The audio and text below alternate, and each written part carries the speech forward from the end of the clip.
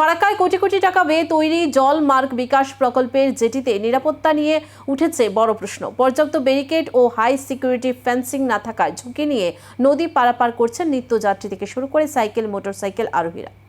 জলপথ যোগাযোগ ব্যবস্থার উন্নয়ন এবং পর্যটন ও যাতায়াতকে সহজতর করার উদ্দেশ্যে কেন্দ্রীয় সরকারের উদ্যোগে ফারাক্কায় চালু হয়েছে inland waterways authority of India তথা IWAI এর জল মার্গ বিকাশ প্রকল্প।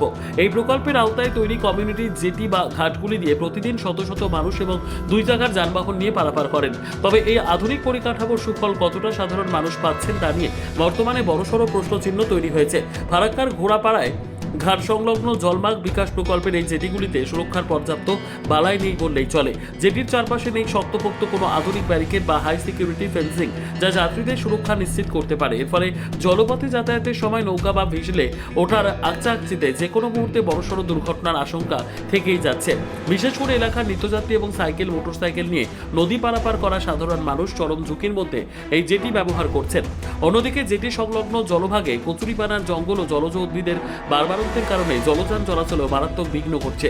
স্থানীয় বাসিন্দাদের অভিযোগ, কোটি কোটি টাকা খরচ করে এই প্রকল্প তৈরি হলেও প্রশাসনিক নজরদারি ও রক্ষণাবেক্ষণের অভাবে তা সাধারণ মানুষের কাছে মরণ ফাঁদে পরিণত হতে চলেছে। দ্রুত এই জেটিগুলির সুরক্ষা ব্যবস্থা জোরদার করা, ভেসেল বা নৌকা চলাচলের পথ কচুরিপানা মুক্ত করা এবং যাত্রীদের জন্য অতিরিক্ত নিরাপত্তা সুনিশ্চিত করার দাবি তুলেছেন সচেতন নাগরিক ও নিত্যযাত্রীরা। প্রশাসনের তরফ থেকে এই বিষয়ে কি পদক্ষেপ নেওয়া হয় এখন সেটাই দেখার। এই যে নতুন করে যেটা লক গেট আমাদের তৈরি হয়েছে, সেই লক গেট তৈরি হওয়ার ফলে এক ফোঁটাও জল বেরোচ্ছে না। আগে যেটা পুরাতন গেট ছিল সেই গেট দিয়ে হালকা জল বেরোতো, সেই সূত্রে জলটা অল্টারনেট হতে থাকতো। এখন যেতে নতুন লক গেট হয়েছে এর ফলে ব্যারেজ ওদের কাজ করার পরে নতুন গেটকে বন্ধ করে দিয়েছে। যেমন কচুরিপানা যেভাবে এখন ঘোড়াপাড়া ঘাটে এসে ভর্তি হয়েছে এবং যেভাবে জল অল্টারনেট না হওয়ার ফলে এই যে জলটা নোংরা হয়েছে, ওর মধ্যে আপনার দেখা গেল কি মাছ, তারপরে যে জল নিয়ে যেত মানুষ মানে রান্না করার জন্য চান করতো, সেই সব মানুষ করতে পারছে না।